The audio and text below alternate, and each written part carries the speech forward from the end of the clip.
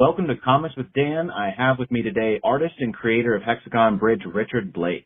Rich is an artist out of New York City utilizing a variety of mediums, including watercolor, acrylic, graphite, and digital drawing to create his works. Hexagon Bridge, a 5-issue limited series published by Image Comics, takes us on a visually stunning journey in which two cartographers, Jacob and Elena Armlin, attempt to map the parallel dimension known as the Bridge.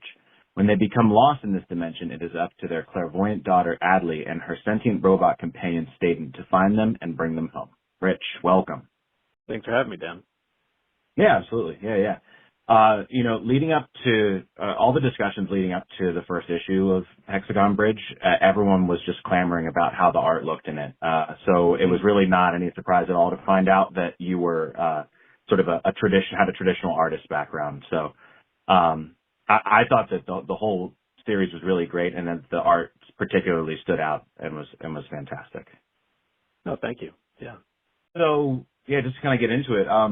So during your time at Rhode Island School of Design, you did a year of studio practice in Rome, Italy, which shines really brightly through your work with, inspiration from Italian streets. You can clearly see in Hexagon Bridge. What about Italy or specific areas in Italy do you feel kind of correlate so well to the science fiction atmosphere that you use in the Bridge dimension? Yeah, I think my time in Rome, my sort of probably the impression that has stayed with me from the time that I was there was just kind of being immersed in history, just walking around those streets and those cities. You really feel like you're just kind of really just embedded in the kind of historical experience, just walking around the corner. Especially at night when the city sort of clears out, it has this kind of haunting, kind of dreamlike quality, especially Venice. I don't know if you've ever been to Venice. When you're walking around those like narrow cobblestone streets, there's very little light, and so it just has this incredibly gothic kind of quality to it. I don't know if you've ever seen the film Don't Look Now by Nicholas Roeg. He kind of really captured that. No. He kind of captured that sense of that kind of dreamlike quality of Venice, and just in Italy in particular. But there's that sense of being kind of immersed in history, and then by extension being immersed in old memories. And I think the overriding feel of the bridge and the overriding structure of it, I wanted it to feel almost as though it was made up of old memories. So as the characters are kind of traveling through it, there's this sense that they're walking through a kind of memory husk in a way. These kind of abandoned cities that were created by beings who'd been there before, or that were somehow materialized experiences of these like older inhabitants. And so that it brought to it this kind of similar quality that I remember having as an experience in Rome. But and I think because I was only there for about a year,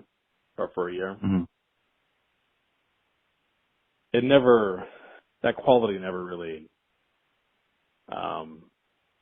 became diluted. Because I think when you live in a city for a long time, you get to know it. You become familiar with it, and that kind of magical first impression that you have of it kind of becomes diluted over time. You just get used to it, you get used to the streets, you get used to the different environments, and because I was only there for a year, that impression, that kind of haunting impression, I think, has kind of remained as strong with me. And so I tried to take that as much as I could into the book.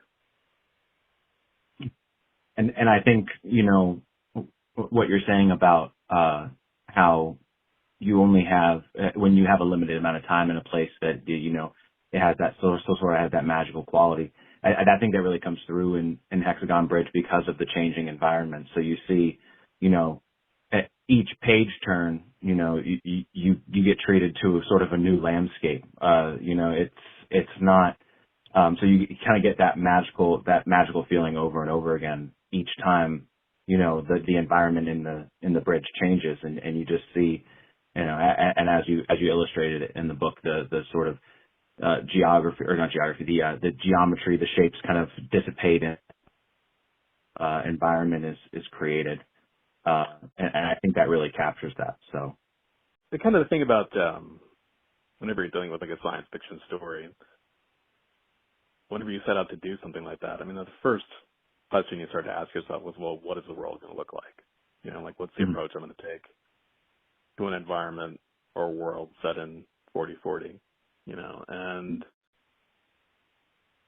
I sort of took many different roads down designing the world. You sort of go the typical route of just like, I'm going to act like a futurist and try to sort of imagine what that world would be like in 4040, and designing everything from the buildings to the cars to the fashion and stuff. And I remember just feeling like, you're referencing films and you're referencing television shows that have done that, but you can only go so far with that without starting to fall into certain aesthetic traps, Right. And so I just found myself going back to just older architecture, and I think that contrast between like having older environments, and in this case a lot of European architecture, contrasted with clearly advanced technology somewhere off in the periphery, was a much more interesting approach to me than just sort of designing the thing from the ground up, so that you have this kind of grounded familiarity of the world mixed with this kind of more advanced science fiction tech. And having those two kind of work off each other throughout the book and changing was definitely something that interested me in my approach. Yeah, and it's very fluid in the way that you see these sort of like you said, the architecture that's a little more historic rather than in a lot of science fiction you get the blocky, you could tell it's from the future, but then you have all the AI and the robots and stuff in Hexagon Bridge that they feel like they belong there. It feels natural, and doesn't feel that you're kind of blending the two and making it feel natural. So that was kind of a nice touch to it.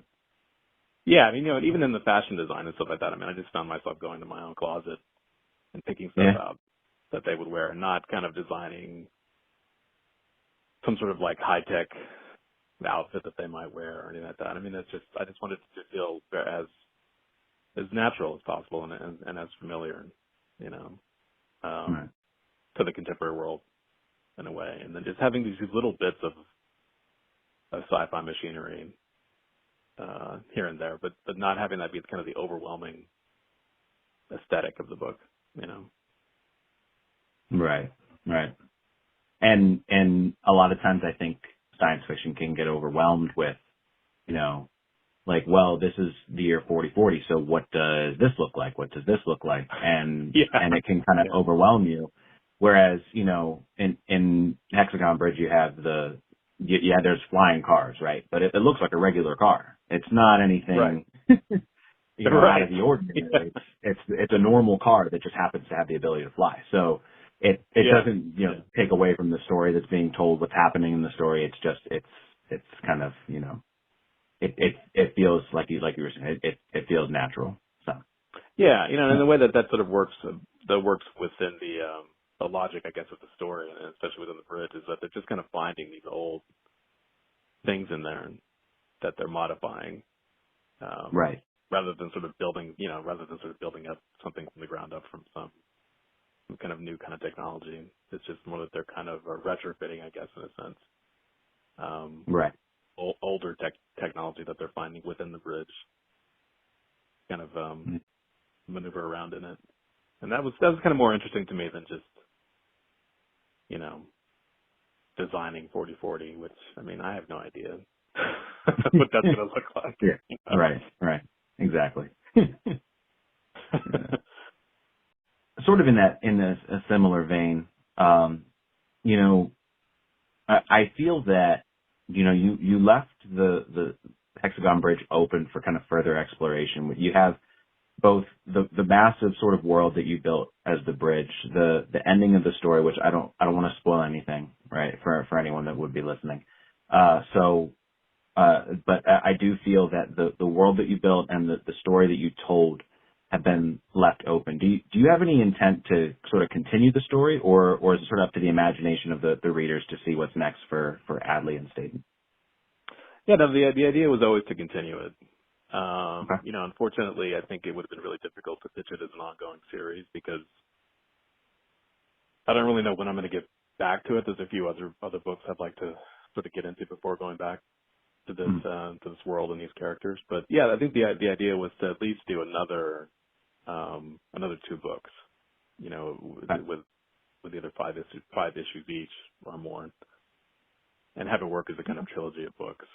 Right. But I think this was very much setting up the world, setting up the characters, setting up a kind of an arc,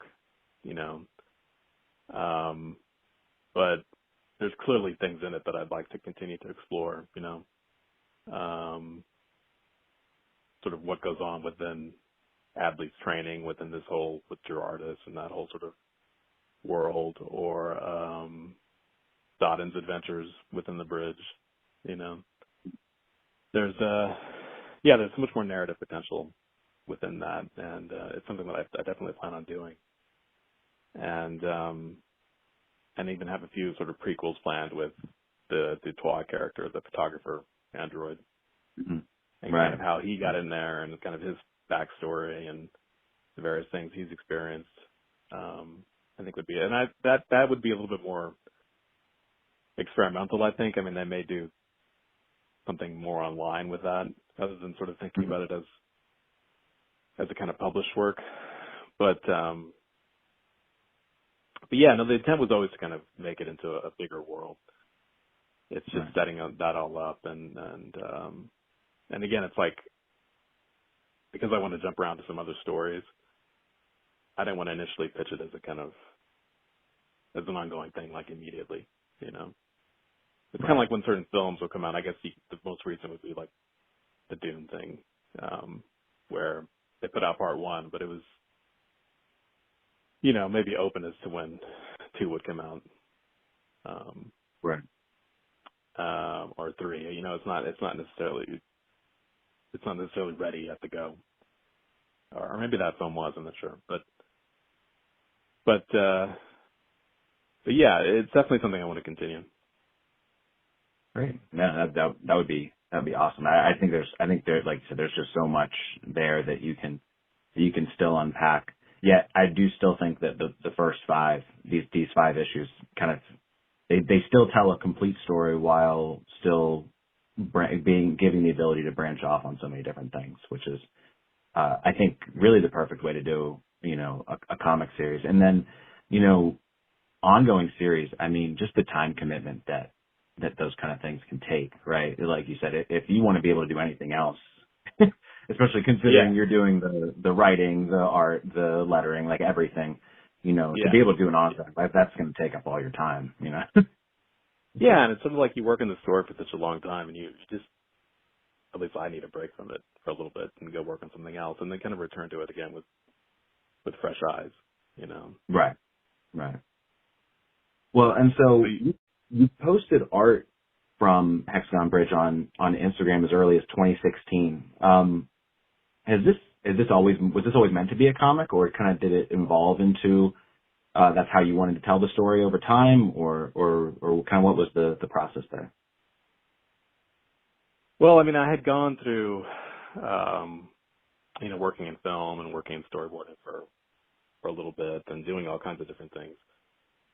And eventually I just kind of landed on comics, and kind of needed a project to kind of work on. And I'd kind of had various ideas that I was kicking around in short stories and short form.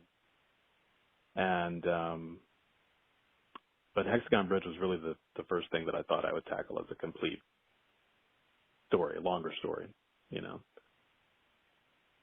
And so I'd kind of been working on it, but I was also still kind of learning the craft a lot. I was trying to figure out my approach to the medium.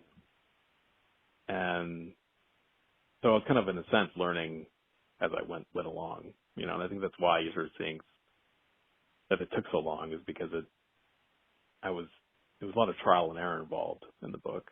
And even when Right. when everything with Image kind of kicked off, and I was still going back and revising pages and changing things and sort of rethinking a lot of pages, Right. So the book, especially the first two issues, were really me trying to figure out how I wanted to make the book, and what approach I wanted to take. And so, I mean, a lot of the first two issues were, a lot of that was traditional pen and ink, but at some point I moved over to Procreate almost entirely to just speed things up and to kind of create a more efficient workflow. I mean, I'd like to go back to traditional pen and ink because it's just something about the quality of ink that the tactility of it, that I enjoy. Mm-hmm.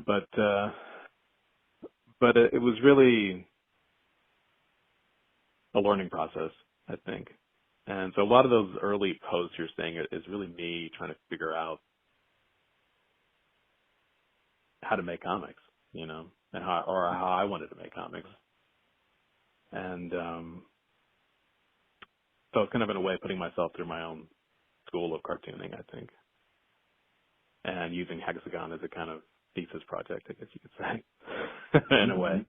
No, I mean, yeah, definitely. Yeah. And Yeah. I think it's you just referenced the figuring out how you wanted to do comics, right? And I think that part of one really key piece that I've found in your style through Hexagon Bridge is using the art to tell the story, right? There's several comic creators that are very dialogue heavy. There are others that are not. And so obviously, with an artist background, you're going to lean more towards telling a story with art as opposed to dialogue. And on another video that I had done recently, I was talking about the current Incredible Hulk run by Philip Kennedy Johnson, where it's a really it's kind of cool. It's based a lot in sort of traditional horror stories, but a lot of it it doesn't advance the story with the art. It has great art, but it's not contributing to the narrative.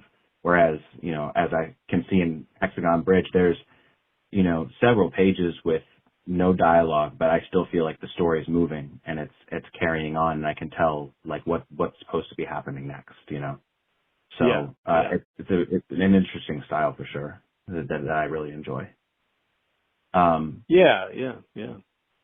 And so, and you mentioned your time as a storyboard artist in film. I've always thought that the relation between storyboards and comics is just incredible, because in a lot of ways you can look at comic panels as, specific shots that a director is looking to get. Right. How do you think that your experience as a storyboard artist kind of helped with the creation of the Hexagon Bridge? I know you just kind of touched on how that was at least sort of started as part of the process, but is there anything kind of specific in that you wanted to highlight? Yeah, no, it's interesting because I got into storyboarding somewhat accidentally. I really wanted to. I moved to New York and really had the intention of getting involved in film, primarily as a director. I studied painting and had gotten to the point where I was showing and exhibiting work and stuff like that. But I had a real love of stories and a real love of cinema, and it was something that I really wanted to do. And so I moved to New York with the intention of doing that. And so, but the first kind of the people that I met, the first directors I met, would kind of allow, they were like, well, in exchange for sort of just knowledge or just hanging out on the set or just kind of like figuring out how production works. They're like, well, look, I'll let you sort of hang out and introduce you to, various people here in exchange for you just like help me storyboard some stuff. I mean, because like I said, at some point they sort of realized that I had some sort of drawing ability. And be able and sort of would kind of share with me their knowledge of, and kind of allow me to just hang out as I was sort of helping them storyboard and figure out their own projects. So, and I'd never really done that before. I had no real intention of doing that. So even storyboarding was kind of its own kind of crash course for me. But I think probably the things that I learned and benefited from the most that I later took into comic book illustrating was just that it got me drawing, fast. And often I'd just sit with the director at a cafe or in their apartment, and they would just come up with a shot and just be like, a couple standing on a New York skyline, and I'd have to figure out a way to just draw it within like a couple of minutes, And because I didn't particularly care about how good or bad the drawing was, the most important thing was if it communicated the shot, So any session would involve me drawing anywhere between like 50 to 100 drawings within like a few hours, Right. So it just got me drawing from my imagination, drawing quickly, and learning how to sort of compose frames on the spot and quickly and kind of think visually in a way. Right.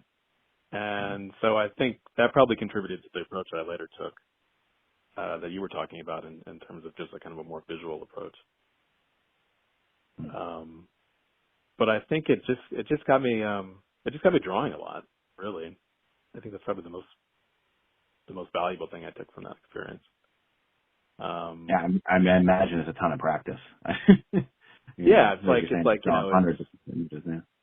And because you're sort of in this situation where you can't scrutinize over every little detail in the frame because you just need to move on to the next one, it kind of freed me up to just get the pencil on the paper and just move, and because I hadn't drawn that way before, it was a nice education in a way for me. Nice. Because nobody was ever going to see the stuff. It was just going to be the director and me, or the director and his crew. And so there was no need for there to be any kind of like preciousness within each drawing. It was just like, let's just communicate and learn a kind of visual vocabulary quickly. Right. Does that make sense? I don't know. Yeah, no. I mean, it does. Yeah, absolutely.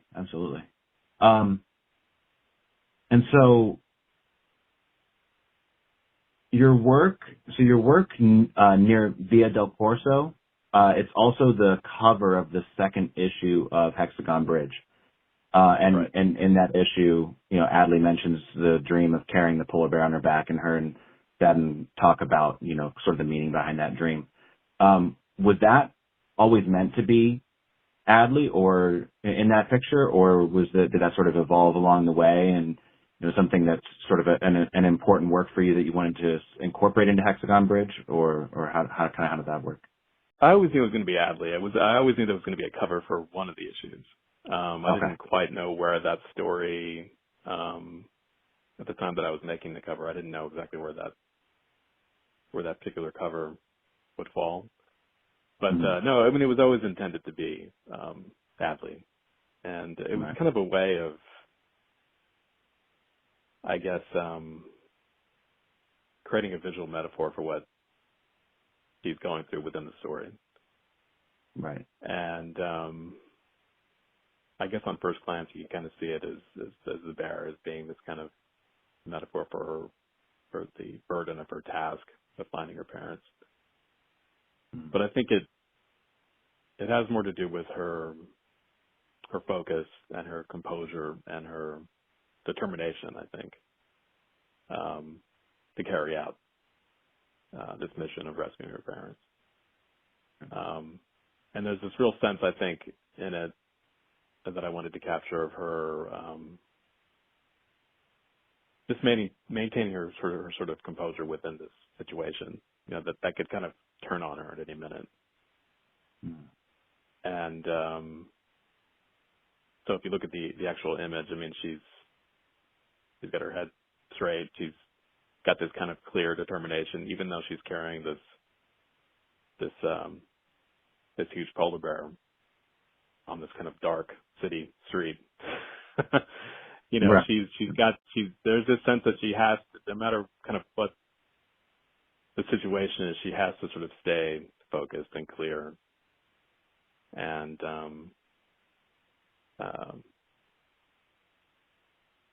have a kind of determination, kind of see the whole thing through,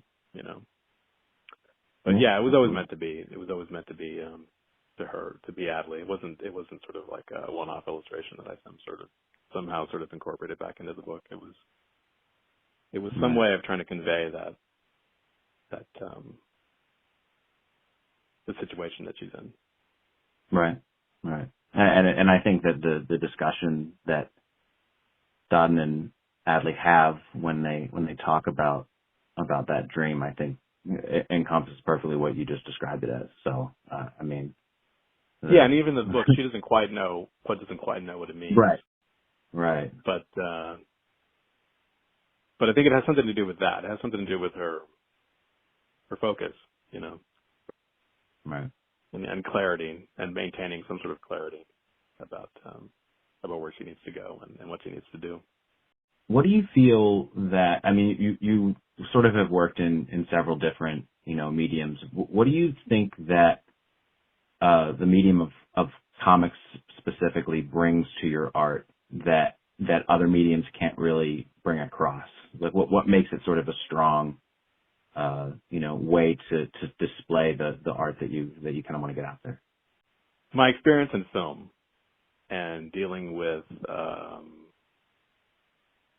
all the different departments and all the different elements that have to come together into making a film, I found to be the most frustrating aspect of that medium, because you couldn't just sort of come up with an idea and sit down and start materializing it. You first had to sort of write the script, and then you had to raise financing, and then you had to find crew, then you had to find actors, and you had to find locations, and there were just so many different processes that had to be worked through before you actually got to actually making the thing, And in that process, I felt like so much can get diluted and lost in the original vision of the idea. And so I think what I found really beautiful about comics is that, and I guess because I'm also doing everything myself, I can have an idea and start working on it almost immediately. It doesn't have to be sort of filtered and through all these different departments before it can actually get made. And so there's a kind of directness to it and a kind of preservation of the idea that I think very few visual mediums have,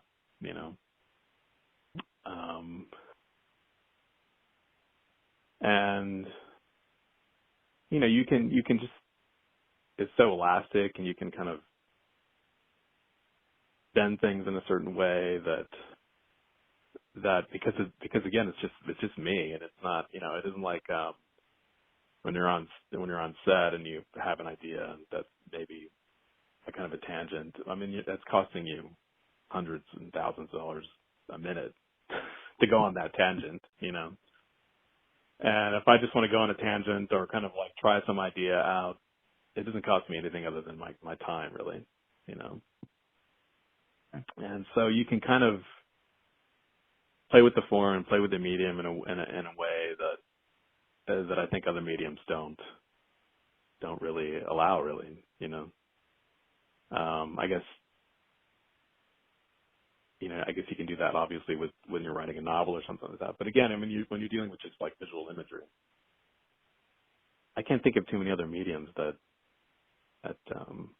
you can do that with, and that you have that kind of direct relationship with, where you can just sort of like wake up in the middle of the night with an idea and just start working on it immediately, and Right. start moving things around, start editing things, start kind of pushing images around and saying like, well, this kind of be interesting if this came before this, or I can try this with that, and again, it's just time investment. It's not having to be like approved by producers or a crew or anything like that. So I think coming from film and being really frustrated by that, going into comics, to me that was the real beauty of it. There's kind of singular vision that can be preserved in the process. Yeah.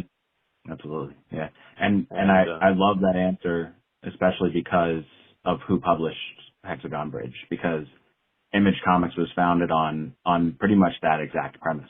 I mean, that's right. The ability to be creator owned, not have a bunch of red tape to cut through, everything like that. I think that makes kind of that pairing between you and Image just perfect. And I noticed I was doing sort of a reread through the books earlier this week, and was kind of looking at that first page, and it states that all Hexagon Bridge property is owned by Richard Blake, and the Image logo is owned by Image. Which is it's so perfect. Yeah, and that's not like the big two. So, but yeah, they were great. I mean, there was really a perfect fit for me, because they were just once the sort of the deal came together and everything happened, it was just like, okay, well, go make your book. No, it was just like great. No, they'd check on me.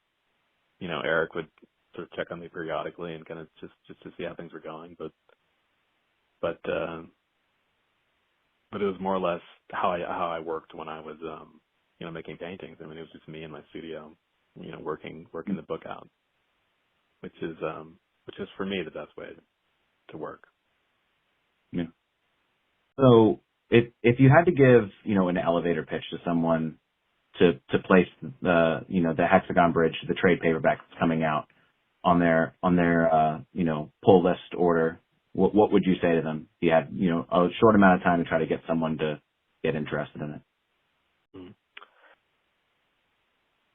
Oh man, I've never been good at elevator pitches. That's probably why I didn't do so well in film. I guess it's about a husband and wife cartographer that are mapping out this dimension, and they become lost in it. Their daughter with psychic abilities enlists the help of a robotic being named Stodden, and they set about looking for them. It sort of has the feel of sort of older European 70s comics, the work of people like Mobius and Bilal and Francois Scoydon, and has a kind of pace, I think, of a more European art film, the mood and pace of something like Blade Runner, mixed with certain sort of aesthetics, let's say something like Inception, mixed with 1970s European art house films. Yeah. And I think if you're into that, then this is a book you might want to pick up. Yeah. No, I mean that certainly would be enough to get me to kind of get into it. That's for sure. And I mean what drew my attention to it initially, whenever I went and added issue number 1 to my list, was the art. I mean, it looked so unique, and then the solicit talking about the changing architecture. I think it was something else that had a lot of people really sucked in and interested. So it's that was really challenging. I mean, I guess no matter what you decide to do in terms of that kind of thing, in terms of like representing another dimension, you're always going to fall. It's always going to look like something, you know. Mm-hmm. And I saw Inception was brought up quite a bit, even though that wasn't a direct influence, really. You know, that was kind of Right. a more accidental influence. I mean, I liked the film Right. when it came out. I don't think I've seen it since it came out. But it isn't like this film that was like a driving force behind the design of the bridge. But yeah, I mean, I guess no matter what direction it takes, it's like it's going to look kind of like something. Yeah. Yeah. Well, Even if it isn't and intended to be. right.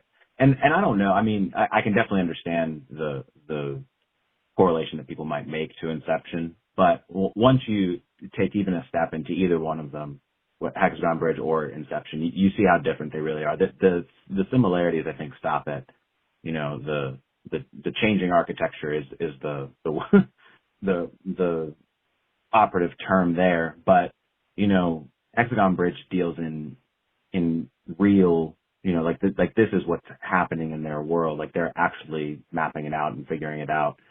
You know, the Inception stuff's all dreams and it's a good film, but yeah, I mean, I don't know if, I don't know that there's a ton past that surface that you really kind of Right. see in between the two. So. Yeah, maybe that one scene where there's like the folding Paris Yeah. street or something like that. Yeah. I could see that, Yeah. especially since I use a lot of Paris architecture within the Right. book. Right. But yeah, you're right. I mean, that's a totally like dream base, and they're sort of physically in another area. But yeah, there's definitely some crossover there. You know, I think whenever you're dealing with any kind of shifting architecture, there's going to be some crossover with that.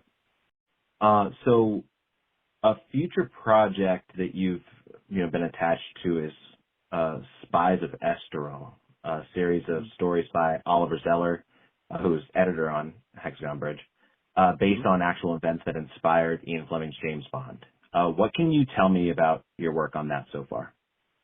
So as it stands now with that book, it is planned to be kind of an anthology of interrelated short stories. And so how I'm sort of contributing is I'm just doing a few of the stories within the book. And I think as of now, I think if there's going to be a series of issues, I'll be doing most of the first issue.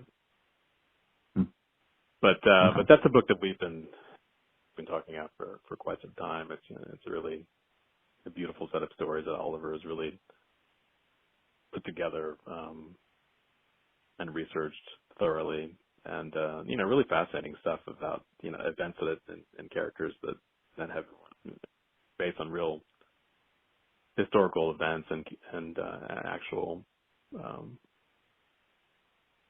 historical figures that I never knew anything about. You know, that all sort of cross paths within this one hotel in Portugal. Pretty incredible. But yeah, I'll be doing most of the stories in the first issue, and then I think the plan is for him to kind of have different artists for each story, which I think is going to be really interesting to see how everybody kind of handles the various stories within that interconnected narrative, you know. Right. Yeah. And it's so interesting because it's, you know, he's going to have the different artists, you know, doing the different stories. And my understanding is that there will be some overlap, but for the most part, it's that they're sort of taking place in that one spot. So it's always kind of cool to see something that has that sort of continuity, but isn't fully dependent on it. And everything's going to kind of stand alone well as an individual story as well. So I think it should shape up to be nice. Yeah, it'll be really interesting to sort of see, like in the background of some of the panels. You'll see characters that have their own narrative arc in other issues or other chapters in the book, you know. Right. And kind of crossing paths and how they're interwoven and interact. It'd be really it's an interesting approach and a really interesting project. And yeah, I hope, like I said, we've sort of been discussing it for quite some time. So I hope this year things kind of get rolling with that. Yeah. Because I'd found the 8-page preview that you and he did. Yeah. Those are some of the first comic pages that I ever drew. Yeah. Oh, wow. Yeah. I mean, they were, I enjoy it. And it really made me think of, I don't know if you've ever read a book called White Death. It's by Robbie Morrison and illustrated by Charlie Adlard. Yeah. He mentioned that. Yeah. Yeah. So it's about, I guess they weaponized avalanches during World War I in the Trentino mountain range, which I had no idea. It's just a crazy even thought. But that art reminded me. I think that Adlard uses charcoal specifically, exclusively in that book, which I don't think that's used in those. But it gave me that same sort of feel with the black and white, and it had that sort of same feel to it. But I don't think I've ever seen a lot of anthologies approach where they all sort of interconnect in some way. Usually, like if it's a horror book or like a series of horror stories, I mean, they're just sort of individual set pieces, But right. do you know of a book where the stories interconnect in a way that all of us kind of intending to do? So I know that the current Image book, Ice Cream Man, is it's a horror anthology. So I've only read one issue of that, so I can't speak to it too much. My understanding is that it's primarily, the whole goal of it is that you don't have to read the other issues to enjoy it, but that there is a very loose sort of overarching story that goes along with it. Okay. And so the one I've read, I didn't feel like I needed to read anything else, but that's kind of what I thought of whenever he was telling me about how the book was going to be set up, because it sort of employs that. But I think it's great, especially because people that read comics, they're constantly adding things to their pull list, taking things off. So the ability to sort of have that freedom to read what you want to read, not read what you don't want to read is nice to have. Yeah. So yeah. Are there any other projects that you're working on, comics or otherwise, that are kind of coming up that you want to talk about? Nothing that I can sort of talk about fully. I can kind of describe on some sort of basic level what I'm working on. I mean, there's one story that takes place in the early 1960s, a few weeks before the Cuban Missile Crisis in New York in the 1960s. And that's been a story that I actually had been developing along with Hexagon Bridge, and was just kind of like deciding which one to go with first. But I felt like I really wasn't ready to kind of get into that story yet. But it's a science fiction story. And so I think I may at least start that developing that in some way or another. Okay. There are a few other science fiction stories that I'm developing that may be interconnected with Hexagon in the way that they kind of it might be the same dimension. Okay. But I'm not quite sure yet. I'm going to work that out. Do you have any kind of desire? I know you talked about how the sort of the appeal of working in comics has been that you can take your kind of idea, take your idea and run, and there's not a lot of red tape to cut through. Do you have any desire to dip into like doing art or writing for an established comic outfit, or is that just not something that really interests you? At this point, there are so many other stories that I want to tell of my own that I don't, not really. I think that I should really continue just doing what I'm already doing. I don't know that I would be a good fit for, say, something like Marvel or DC or anything like that. I think that people that work within those genres really, really love it and really love those characters. And I think I'm much more interested in what my various ideas that I'm developing, you know, and at the moment, you know, I think maybe there would have been a time in my 20s when I might have done that, but in a lot of ways, I think that boat has sailed for me. You know. Well, and it's interesting you say that, because I do think that the career arc for a lot of comic creators is, you know, get work for, you know, Marvel, DC, that sort of thing, drawing other people's characters, and then moving out and doing your own thing. But since you already have, you know, the outlet to do your own thing, it's like it would almost feel like a step backward, I imagine. Although I have to say, I think, you know, I understand what you're saying, that it wouldn't be necessarily a good fit in regards to, you know, what you're looking to do with your career. I think that your art would be a great fit for it. And I don't know that it would I'm be. imagining like a Doctor Strange book with your art. Oh, right. You know, right. You know, something like that.